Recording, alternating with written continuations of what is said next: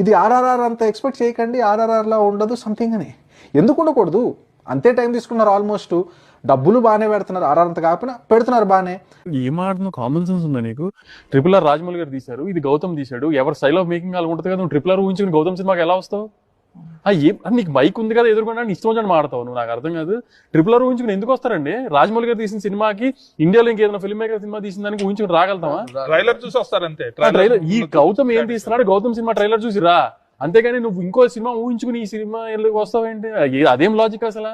ఎందుకు ఊహించుకోకూడదు అంటావేంటి? అది ఇదేం అసలు? ఇట్లా ఇప్పుడు నీకు రైట్ ఉంది, నీ కెమెరా ఉంది, నీకు ఫోన్ ఉంది, నీకు ఇన్స్టాగ్రామ్ అకౌంట్ ఉంది కదా అని నువ్వు ఇష్టం వచ్చి మాట్లాడతావా సినిమా గురించి? ఇది ఆర్ఆర్ఆర్ అంత ఎక్స్పెక్ట్ చేయకండి, ఆర్ఆర్ఆర్లా ఉండదు సంథింగ్ అని. ఎందుకు ఉండకూడదు? అంతే టైం తీసుకున్నారు, ఆల్మోస్ట్ డబ్బులు బాగానే పెడుతున్నారు, ఆర్ఆర్ అంత కాకపోయినా పెడుతున్నారు బాగానే. ఏం ఆడుతున్నావు? కామన్ సెన్స్ ఉందా నీకు?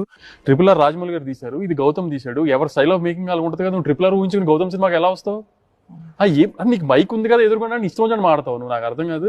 ట్రిపుల్ ఆర్ ఊహించుకుని ఎందుకు వస్తారండి? రాజమౌళి గారు తీసిన సినిమాకి ఇండియాలో ఇంకేదైనా ఫిల్మ్ మేకర్ సినిమా తీసిన దానికి ఊహించుకుని రాగలుగుతామా? ట్రైలర్ చూసి వస్తారంతే. ట్రైలర్ ఈ గౌతమ్ ఏం తీస్తున్నాడు, గౌతమ్ సినిమా ట్రైలర్ చూసి రా.